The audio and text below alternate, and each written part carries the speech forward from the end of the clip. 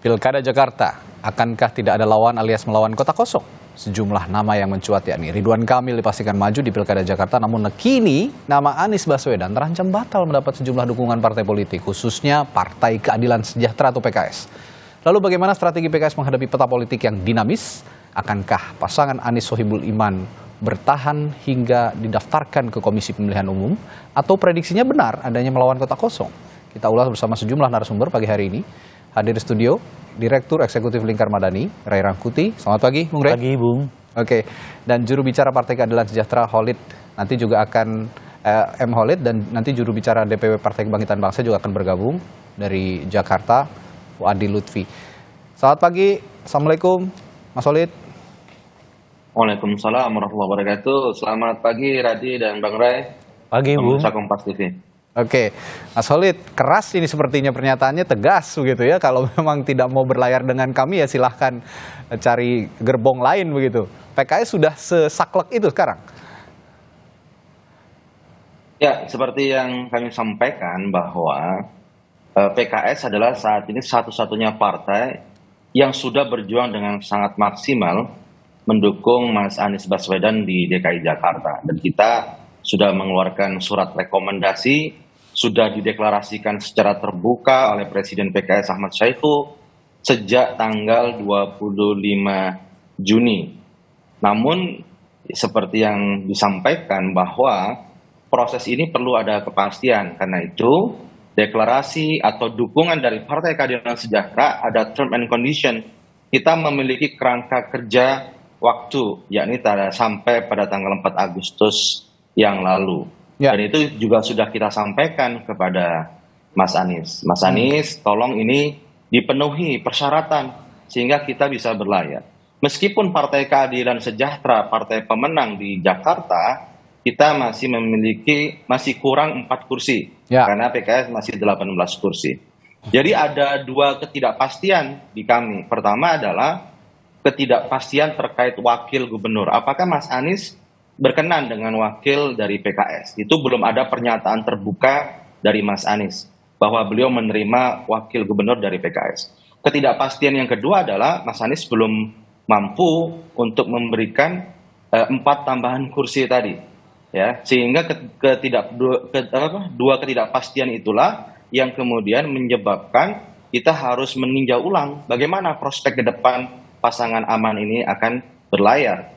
Tentu DPP PKS akan meninjau ya opsi-opsi alternatif ketika keputusan yang sudah kita usung dengan memasukkan aman ini tidak berlayar di DKI Jakarta. Sehingga DPP PKS mengkaji alternatif opsi pilihan yang lain. Oke, ini memang PKS punya daya tawar tinggi, tapi kalau memang arahnya, kalau saya baca pernyataan Anda juga, Mas Khalid, kalau alternatifnya bergabung dengan Koalisi Indonesia Maju, kan mereka juga punya partai politik yang gemuk dan tarik-menarik kepentingannya untuk mencalonkan seorang wakil gubernurnya, karena calon gubernurnya sudah dari Ridwan Kamil. Ini juga sangat kuat untuk wakil gubernur. Nah, nama Sohibul Iman, Pak Sohibul Iman ini tetap akan bisa diusung nggak menurut Anda kalau memang bergabung di Koalisi Indonesia Maju? Keputusan dari PKS adalah karena kita mendapatkan aspirasi suara tertinggi di Jakarta, kami memutuskan bahwa kader terbaik kami adalah menjadi calon gubernur atau calon wakil gubernur. Sehingga kita ingin berkontestasi di Pilkada Jakarta. Tentu bukan hanya mendukung, tapi kita mengusung kader terbaik kita untuk berkontestasi di Pilkada. Dengan kerangka kerja itulah kita akan membangun komunikasi politik dengan berbagai pihak, termasuk kami juga membangun komunikasi ke Koalisi Indonesia Maju. Saya pikir itu hal yang sangat wajar. Di dalam Pilkada kali ini sekitar ada 500 lebih pilkada di seluruh Indonesia. Dan hal yang sangat wajar sekali ketika masing-masing kandidat itu berjuang untuk menggenapi tiketnya. Bukan hanya untuk Mas Anies, seluruh kandidat yang akan berjuang, mereka harus berjuang untuk mendapatkan tiketnya sehingga mereka bisa berkontestasi di Pilkada. Bahkan dalam kasus Mas Anies, PKS ini berjuang dengan sangat maksimal. Bahkan Presiden PKS Ahmad Saiku itu langsung sampai turun gunung berjuang ya mengkomunikasikan dengan rekan-rekan koalisi. Sebenarnya ada momen yang sangat bagus, Mas Radi. Ya. Waktu Nasdem pada kalau nggak salah tanggal 22 Juli kalau nggak salah ya, nanti bisa dicek lagi, itu menyatakan bahwa mendukung Mas Anies dan menyerahkan wakilnya itu ke Mas Anies. Dan ini saya pikir kalau itu diambil momentum itu, saya pikir itu akan menjadi tiket akan berlayar saat itu. Oke. Ya, tapi pada akhirnya saat ini kita tentu akan menjadi semakin sulit karena hingga detik ini hanya PKS yang mengeluarkan rekomendasi untuk Anies Sohibul Iman. Tidak ada partai yang lain yang mengeluarkan rekomendasi. Oke, tapi begini Mas Holid, sebelum saya nanti tanyakan juga ke PKB, saya sapa dulu. Ada juru bicara DPW PKB DKI Jakarta, Fuadi Lutfi. Selamat pagi. Mas Fuadi, Assalamualaikum. Selamat pagi. Oke, saya sebelum ke Mas Fuadi, saya tanya lagi satu ya ke Mas Holid. Mas Holid, begini loh, tapi kalau PKS punya daya tawar yang tinggi dengan 18 kursi, ini kan kurang 4 kursi ya, ada 18 kursi, menjadi pemenang di Jakarta pada Pileg lalu. Ini kan posisi daya tawarnya tinggi, tapi kenapa diserahkan kepada seorang Anies Baswedan untuk memilih wakilnya? Langsung saja kalau memang PKS punya intensi untuk mengusung kadernya sebagai pendamping Anies Baswedan, bakal calon wakil gubernur, sejak awal bilang saja bahwa Sohibul Iman tidak ada daya tawar, bahwa tidak ada tawar-menawar, maksud saya tidak ada tawar-menawar bahwa Sohibul Iman harus menjadi pendamping Anies Baswedan. Sejak awal kita sudah sampaikan kader kita harus maju sebagai calon gubernur atau calon wakil gubernur. Oke. Dalam konteks inilah kemudian pada tanggal 25 Juni kita memasangkan kader terbaik kita Bapak Sohibul Iman dengan Mas Anies. Ya, sehingga muncullah pasangan aman tersebut. Jadi ini merupakan opsi yang sudah kita berikan kepada Mas Anies, tentu ada term and condition sampai tanggal 4 Agustus yang lalu. Karena itu kita menginginkan ada kepastian terkait wakil gubernur dari Partai Keadilan Sejahtera. Kepastian yang kedua adalah kekurangan tiket kursi 4 kursi tadi. Dua hal inilah yang kita minta dalam kerangka kerja selama 40 hari itu. Kita berharap selama 40 hari itu kepastian terkait wakil gubernur terjawab dan kepastian terkait 4 kursi tambahan juga terjawab. Namun sampai tanggal 4 Agustus kepastian dua hal tadi itu tidak terpenuhi. Oke.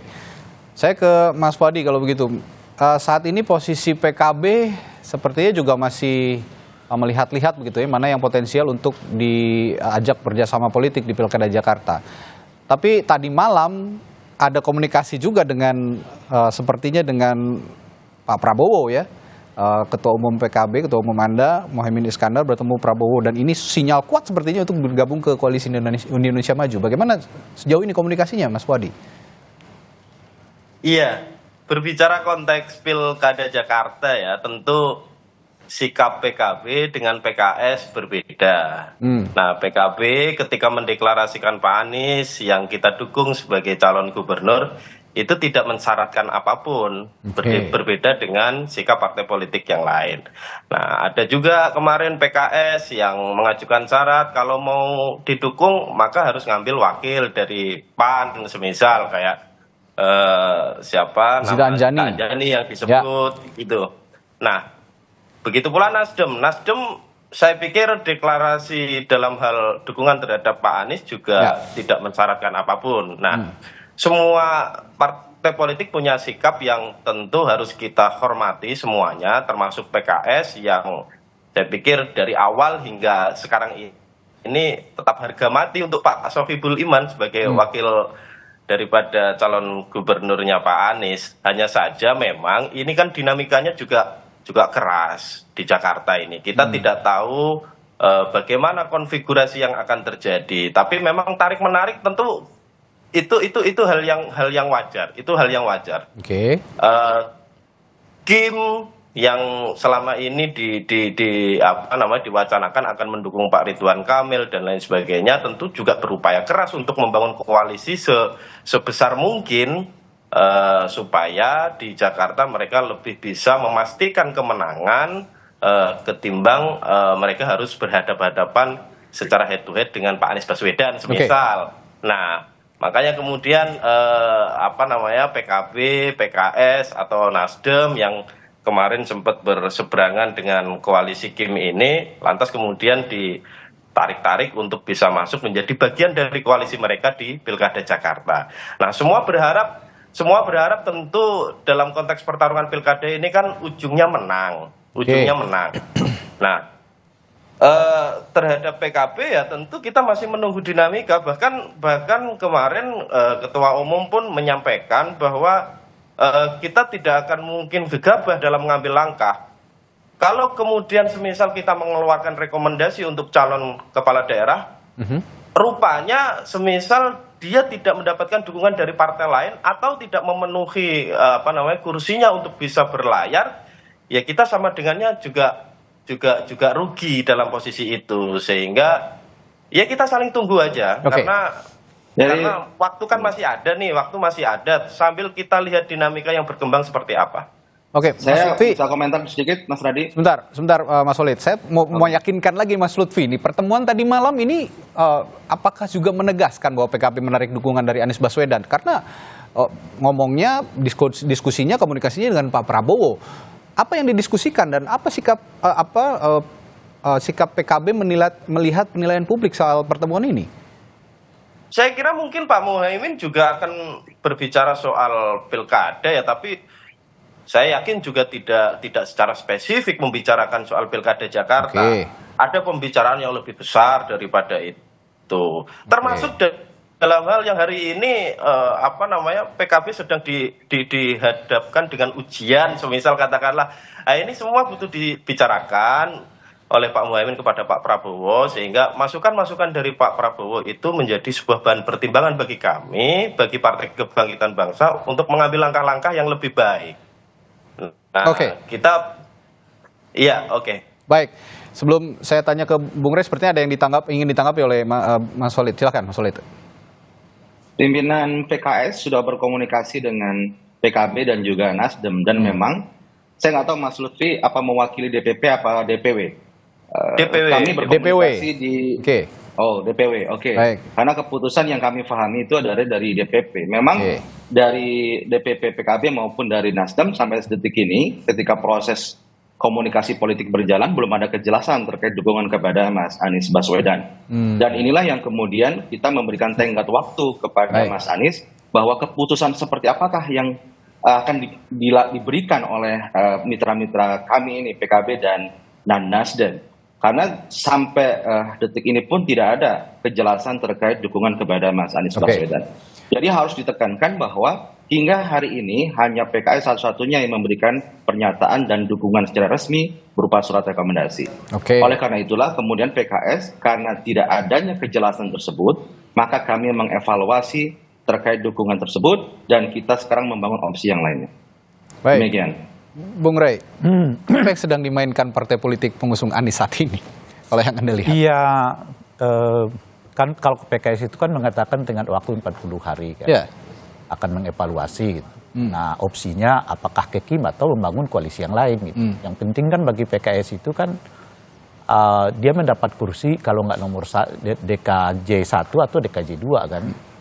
Nah, kan masih ada partai politik yang lain sebetulnya yang tersisa ya, yang belum menyatakan juga dukungan kepada yang lain.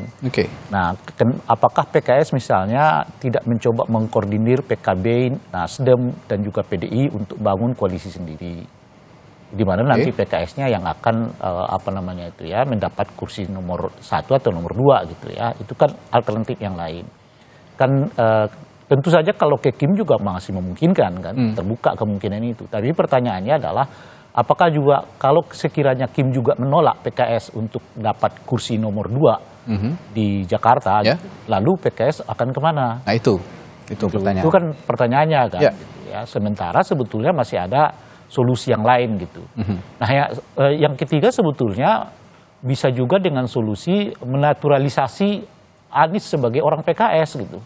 Jadi Aniesnya itu diminta untuk menjadi warga PKS, dengan begitu kursi wakil mungkin akan diperebutkan oleh partai politik yang lain. Dalam hal ini bisa PKB, bisa Nasdem dan seterusnya gitu. Jadi ada banyak cara sebetulnya yang masih tetap memungkinkan PKS itu bersama Anies gitu ya. Tetapi tentu saja catatannya kan kalau mereka mengatakan harus tetap nomor 1 atau nomor 2 kan. Nah kenapa tidak Aniesnya misalnya yang dinaturalisasi menjadi 1 gitu. Kenapa buru-buru mengatakan akan membuka opsi yang lain? Gitu. Artinya maksud saya Aniesnya pegang dulu tagan berbagai cara gitu kan. Salah satunya adalah menaturalisasi. Anies itu resmi jadi warga PKS misalnya begitu. Saya nggak tahu apakah Anies mau atau tidak, atau apakah ini sudah diperbincangkan di lingkungan mereka atau seperti apa, saya nggak tahu juga gitu. Itu satu. Nah, yang ketiga, yang kedua adalah biasanya PKS ini dengan Anies kan lengket ya. Artinya PKS itu seolah-olah ya kan tidak bisa dipisahkan dengan Anies. Nah, ini satu langkah politik yang lumayan mengejutkan nih dari PKS yang berani mengatakan beda dengan Anies Baswedan gitu. Karena selama ini hubungan mereka itu kan cukup identik ya antara PKS dengan Anies Baswedan. Makanya dalam konteks itu kita mengatakan kenapa sih nggak disatuin aja secara formal dalam bentuk yang kita sebutkan tadi sebagai naturalisasi itu gitu ya. Nah, kalau PKS misalnya ya akhirnya akan meninggalkan Anies Baswedan karena situasi yang kita sebutkan itu tadi, pertanyaannya adalah sejauh apa warga PKS akan ikut instruksi ataupun keinginan politik yang diputuskan oleh DPP dalam hal ini gitu. Meskipun kalau saya lihat catatannya ya, nah partai yang paling solid di Jakarta itu ada dua, gitu ya. Kalau nggak PKS itu adalah PDI Perjuangan. Dua-duanya solid sekali kepada kepada figur, bukan kepada partai. Bukan kepada figur gitu ya. Tetapi ini ujian penting bagi kesolidan di PKS itu. Kalau misalnya Anies Baswedan betul dikeluarkan, apakah sesolid itu? Itu pertanyaan. Itu seperti misalnya kita melihat Jokowi dengan PDI. Kalau Jokowinya kemudian keluar, apakah PDI Perjuangannya misalnya mampu meraih suara seperti ia merampungnya? Jadi Anda mengkhawatirkan PKS posisinya seperti PDI sekarang? Ini pertanyaan. Saya ya. Itu pertanyaan. Apakah sampai sejauh itu misalnya PKS mencoba memikirkannya gitu. Tapi begini Bung Rey, kalau kita melihat komunikasi yang terjalin saya respon di sini Mas Radi ya. Ya, sebentar Mas Solid, saya ada satu pertanyaan lagi. Kalau melihat komunikasi yang muncul belakangan ini ataupun pernyataan lah yang muncul di belakangan ini di hadapan publik.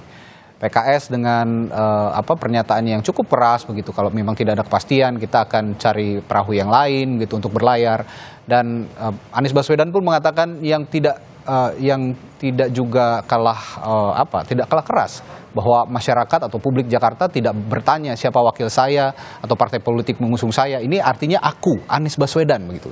Ini kalau begini kondisinya, apakah ada dispute komunikasi yang terjalin antara PKS dan Anies sejak awal sebenarnya? Iya, saya kira bukan sejak dari awal ya, tapi khususnya menurut saya setelah mungkin itu tadi ada semacam pembicaraan dengan Kim.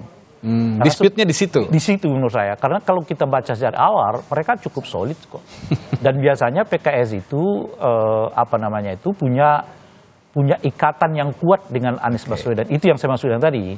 Tapi setelah tadi misalnya 40 hari dan sebagainya, itu tidak tercapai. Dan menurut saya akan sangat sulit tercapai. Kenapa? Karena yang negosiasi Anies Baswedan. Kan Anies bisa negosiasi dengan partai yang lain kan. Dalam ini misalnya Nasdem, PKB. Tapi apa kekuatannya? Kan dia nggak bisa mastiin bahwa nanti PKS akan setuju atau tidak.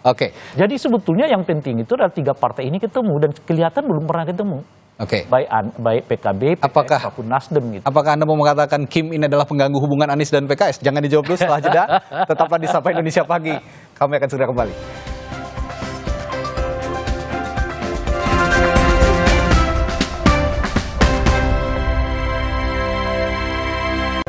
Tadi sempat terungkap dari Bung Ray Rangkuti bahwa dispute komunikasi antara Anies Baswedan dan PKS karena Kim. Apakah Anda mau mengatakan Kim ini menjadi Koalisi Indonesia Maju ini menjadi pengganggu hubungan Anies dan PKS, Bung Ray?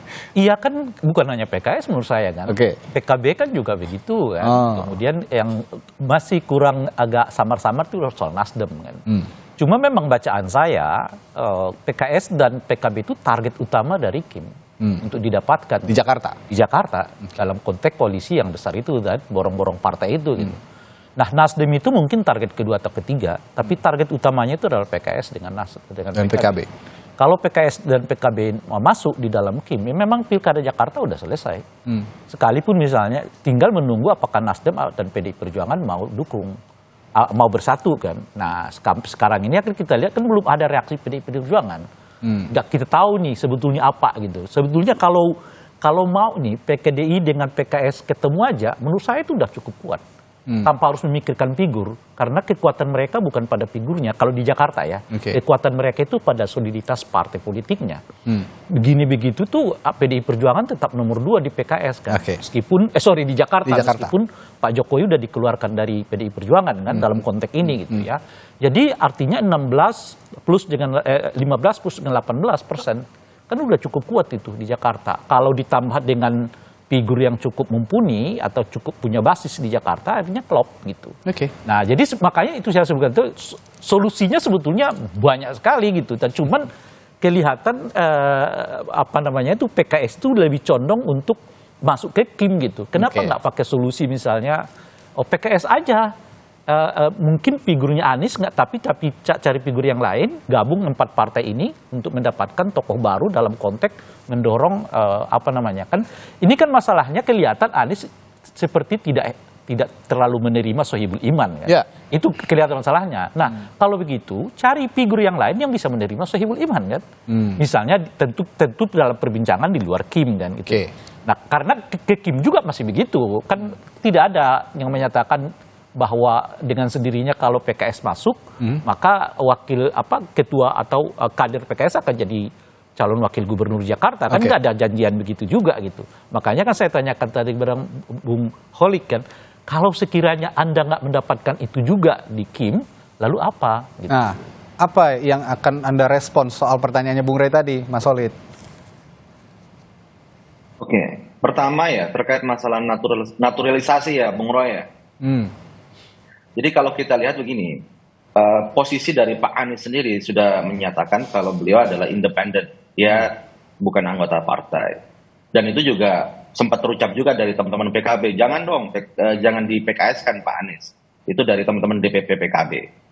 Itu pertama clear ya. Justru kalau nanti Pak Anies sebagai kader PKS, bisa jadi Nasdem sama PKB makin jelas posisinya tidak mendukung Pak Anies. Itu yang pertama. Yang kedua, sebenarnya kalau kita melihat ini seolah-olah beban itu diberikan semuanya ke PKS, itu salah.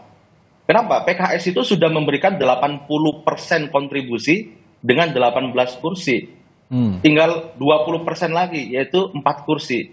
Dan di semua pilkada, kandidat itu berperan sangat besar dalam melengkapi tiketnya. Dan ini yang kita tunggu sebenarnya.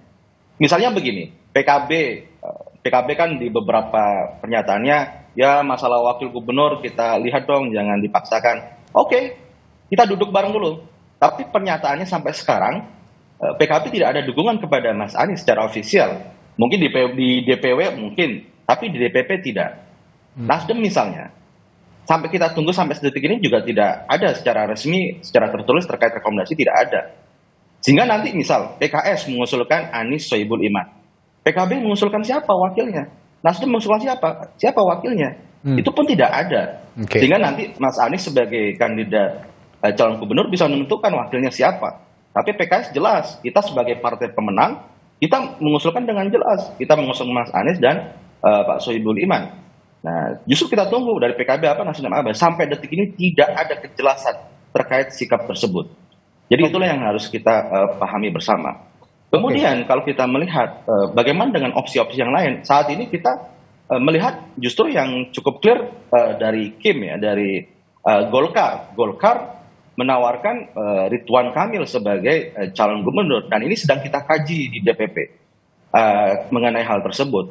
Bagaimanakah skema-skema yang muncul terkait tawaran ini?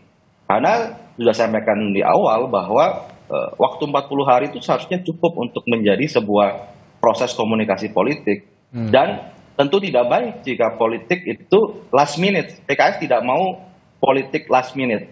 Kita ingin ada kejelasan di awal.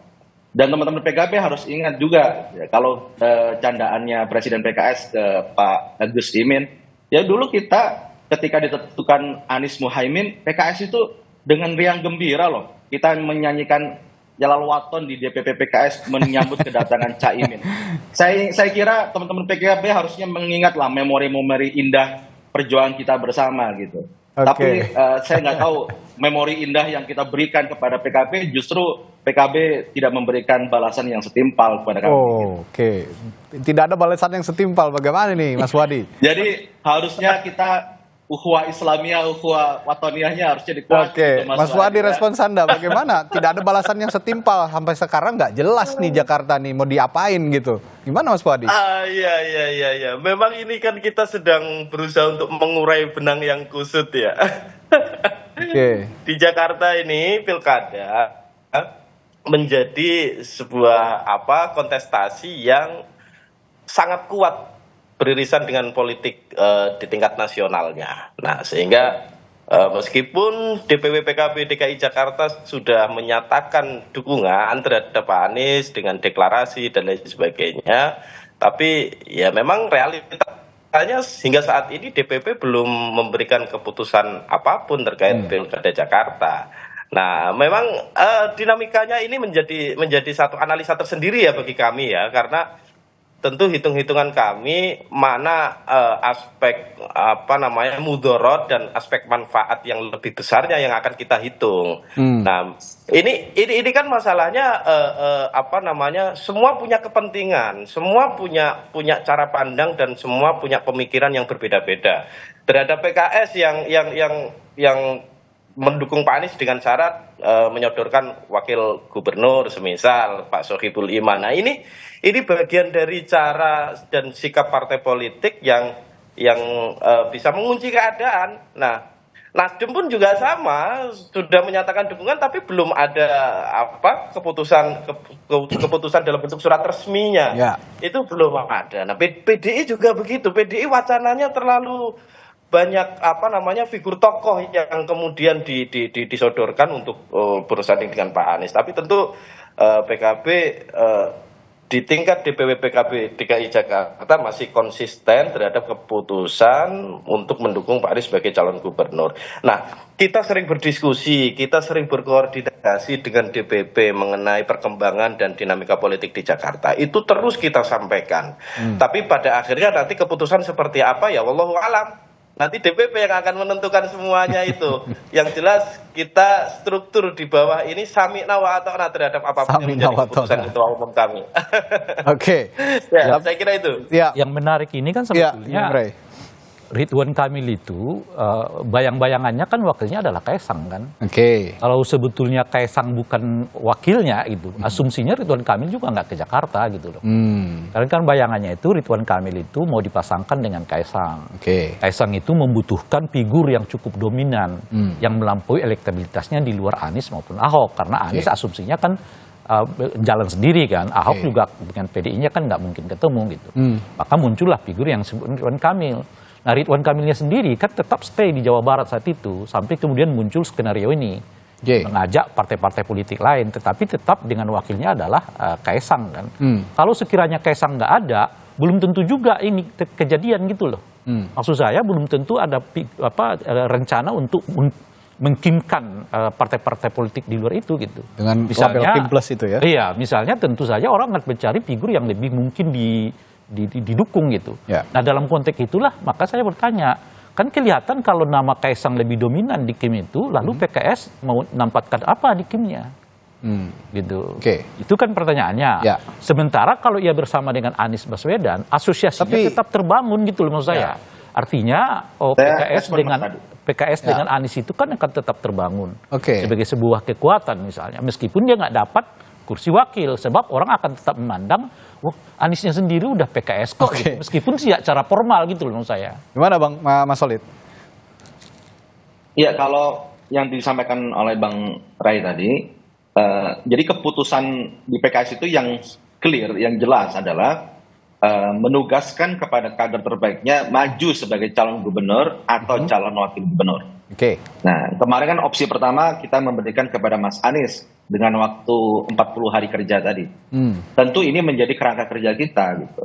Jika yang disampaikan adalah terkait Kim Kaisang, tentu tidak masuk kerangka kerja kami juga. Jadi jelas di situ kita akan berjuang bagaimana kader kita yang menjadi calon gubernur atau calon wakil gubernur. Disitulah kerangka kerjanya, Bang Ray. Karena bagaimanapun juga aspirasi di DKI Jakarta dengan kemenangan kita di DKI, kita ingin menggenapkan kemenangan pileg kemarin dengan kemenangan di pilkada. Oke, tapi Artinya, kalau saya lihat ya PKS itu masih memungkinkan berkomunikasi dengan partai politik lain di luar Kim, karena Kim itu kan kelihatan dengan Kaisang kan. Oke. Sejauh ini yang kita tahu. Tapi memang Apakah mungkin PKS melakukan komunikasi dengan PDI Perjuangan? yang lain itu yang tidak boleh juga kita lupakan, ada PDI Perjuangan loh. Ada partai politik pemenang 14% kedua. suara pemenang pileg kedua di Jakarta. Ini juga yang yang muncul di permukaan. Ini kalau obrolan warung kopi sebenarnya, obrolan warung kopi dengan beberapa petinggi ataupun politisi PDI Perjuangan. Ada juga opsi yang memunculkan Anies Rano Karno katanya untuk digadang di Pilkada Jakarta. Cuma kan kalau konteksnya itu PKS-nya nggak dapat. PKS, nah ini, misalnya ini yang harus kita bahas misalnya juga, konfigurasi. Calon gubernurnya PDI, wakil gubernurnya adalah PKS. Siapapun figurnya, seperti yang saya sebutkan itu tadi, kalau di Jakarta PKS sama PDI itu nggak terlalu memedulikan figur karena kesulitan pemilih kader-kadernya dan simpatisannya. Gitu. Oke, komunikasinya dengan PDI Perjuangan sejauh ini bagaimana, Mas Walid? Jadi tentu begini, setelah kita memberikan tenggat waktu 4 Agustus, maka opsi-opsi yang lain kita buka. Oke. Opsi komunikasi dengan Kim kita buka, opsi dengan yang lain pun kita buka, termasuk dengan PDIP. Oke. Jadi ya, kalau kemarin kan 25 Juni sampai 4 Agustus, plan kita adalah Anies Sohibul Iman. Nggak ada plan lain, Anies Sohibul Iman. Bagaimana tiketnya berlayar. Tapi setelah tenggat 4 Agustus, maka kita membuka opsi kepada, kita komunikasi dengan Kim, bisa juga dengan PDIP, bisa kita juga buka. Tentu psikologis, bagaimana chemistry, bagaimana penjajakan itu, yang tahu kondisinya adalah di pimpinan kami. Pimpinan PKS dengan pimpinan PDIP apakah bisa berkomunikasi lebih mudah, ataukah dengan pimpinan kami dengan pimpinan di Partai Golkar misalnya, atau dengan partai-partai di Kim. Itu yang sedang kita lakukan saat ini. Oke, Mas Fuadi, sebegitu menggodakah koalisi Indonesia Maju bagi PKB sekarang dalam konteks Pilkada Jakarta? Ya sebenarnya semua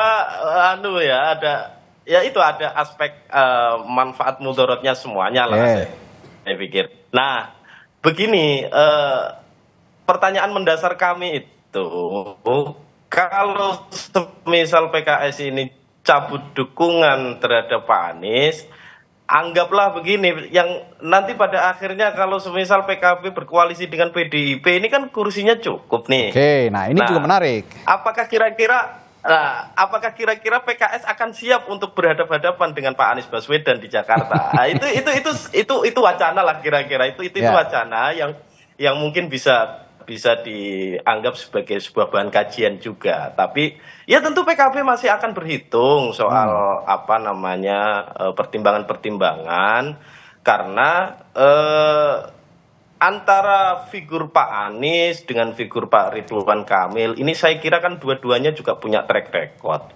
Dua-duanya punya kapasitas yang pernah menjadi kepala daerah di masing-masing wilayahnya. Pak Anies di Jakarta, Pak Ridwan Kamil di Jawa Barat. Nah tentu pengalaman-pengalaman itu yang menjadi satu bahan pertimbangan juga bagi kami dalam melihat figur secara utuh. Itu. Mas Lutfi, saya bertanya soal koalisi Indonesia Maju, tapi Anda memunculkan nama PDI Perjuangan. Ini menarik. Kalau memang komunikasinya terjalin dengan baik, mengapa tidak koalisi dengan PDI Perjuangan? Iya, artinya kan selama ini kita membangun komunikasi itu kan dengan siapapun ya, dengan PDI kita bangun, dengan Nasdem juga kita bangun. Nah, peta politiknya akan terjadi seperti apa ya tentu nanti itu bergantung pada konfigurasinya masing-masing gitu. Terhadap PDIP ada juga yang menyodorkan nama supaya Pak Rano Karno disandingkan dengan Pak Anies. Iya kan, ada juga Ahok yang kemudian diwacanakan ingin disandingkan dengan Pak Anies. Nah, bahkan yang lebih ekstrim lagi, ada wacana juga bahwa kalau semisal PKS ini meninggalkan Pak Anies, udahlah baiknya Pak Anies kasih baju PKB atau kasih alma mater PKB. Ada yang begitu juga. Nah, semua pertimbangan ini masih sedang kita kaji. Kita sering memberikan masukan demi masukan ke DPP supaya dalam pengambilan keputusan ya tentu akan berdampak positif untuk peningkatan dan kebesaran PKB ke depan di Jakarta. Saya kira itu. Terakhir, Bung Rey, saya melihatnya Mas Radhi, saya respon ya. Nanti terakhir saya tanya ke Mas Khalid. Saya kok melihatnya ini beyond kepentingan politik masing-masing partai. Ada sosok invisible hand sepertinya yang bisa membuat koalisi Indonesia Maju begitu perkasa sekarang untuk melakukan lobby-lobby politik dimanapun, tidak hanya di Pilkada Jakarta. Anda melihat hal seperti itu juga? Ya, kalau Jakarta sih menurut saya basisnya lebih pada pragmatisme kan. Makanya misalnya kalau PKS itu akhirnya nggak bergabung dengan Anies tapi dengan Kim, tapi mereka juga nggak mendapatkan jabatan wakil gubernur di situ, itu artinya ada yang lebih besar dari sekedar wakil jabatan gubernur yang diincar oleh PKS gitu. Apa itu ya saya nggak tahu. Bisa saja misalnya 2 kursi kabinet kan sangat mungkin kan. Misalnya begitu. Jadi jatuhnya politik sandra? Oh, bukan politik sandra, tapi pragmatisme. Oh, pragmatisme. Kalau saya nggak dapat wakilnya kan setidaknya dapat itu setingkat lah dengan 2 jabatan menteri misalnya kan. Ditambah dengan wamen di beberapa tempat, komisaris di beberapa tempat kan. Masih untung juga kan kira-kira gitu. Kalaupun kemudian akhirnya artinya apa gitu? Artinya kalau sampai PKS itu tidak mencalonkan Anies lalu masuk ke Kim tapi nggak dapat juga wakil, itu artinya ada yang diincar lebih dari sekedar itu gitu. Terlebih presiden, atau yang sebanding dengan itu. Terlebih Presiden PKS juga sudah memberikan kode ketika berbicara. Masalahnya sekarang adalah apakah semua tawaran itu sudah bisa dipastikan? Itu tawarannya. Sebab kalau itu gambling, nasib PKS juga pertanyaan loh di Jakarta. Sebab mereka seperti mengabaikan suara yang muncul dari warga PKS itu yang lebih dominan untuk tidak bergabung dengan Kim sampai sejauh ini kan. Gitu. Terakhir silakan Mas Khalid. Saya respon pertama dari PKB, wacana bisa 1000 wacana, tapi satu tindakan bisa menghabisi atau menegasikan wacana 1000 wacana itu. Jadi sampai detik ini saya melihat teman-teman PKB masih berwacana, ya. Bahkan untuk dukungan kepada Mas Anies belum ada kejelasan, Mas Fuadi. Mohon maaf nih harus saya sampaikan. Dan teman-teman Nasdem juga sama. Dan itu yang kita tunggu selama 40 hari ini belum ada kejelasan. Itu yang pertama. Kemudian yang kedua, spekulasi yang disampaikan oleh Bang Rey. Tadi saya sampaikan bahwa PKS memiliki kerangka kerja bahwa DKI Jakarta, PKS akan berkontestasi karena kita adalah partai pemenang, kita bisa sebagai calon gubernur atau calon wakil gubernur. Dan satu lagi nih Bang Rey, yang perlu dipahami bahwa dalam kontestasi pilkada, maka beban yang terbesar itu adalah di kandidat, bukan pada partai pengusung. Jadi ketika kandidat dia ingin berlayar, PKS sudah mengenapi 80%, maka ketika 20% kursi sisanya itu tidak terwujud, maka itu adalah responsibility, tanggung jawab dari kandidat tersebut untuk memastikan tiket tersebut berlayar. Enggak lah Bung Khalid, kalau di Jakarta Ridwan Kamil nggak ngapa-ngapain, yang kerja partai. Karena ya Ridwan Kamil yang absolut menang itu di Jawa Barat. Bahkan mau mengatakan mau ikut ke Jakarta pun tidak. Sampai saat ini loh. Saya tidak ingin mengomentari bagaimana. Karena belum konkret mau masuki. Dalam konteks ini, Mas Khalid ingin mengatakan itu. Sudah at all cost by all means sudah diberikan kepada Mas Anies. Sampai hari ini kita belum pernah mendengar pernyataan Khalid. Gini loh Bung Khalid, sampai hari ini kita belum pernah mendengar pernyataannya Ridwan Kamil bahwa dia siap datang ke Jakarta. Yang ada itu ya pertanyaan on the way saja ya, on the way ke Jakarta. Oke, tapi apapun itu, ini ya dinamisme politik di Jakarta ini memang tiap hari hitungannya bisa berubah per detik, bahkan tidak hanya per jam atau per menit, bahkan per detik begitu ya.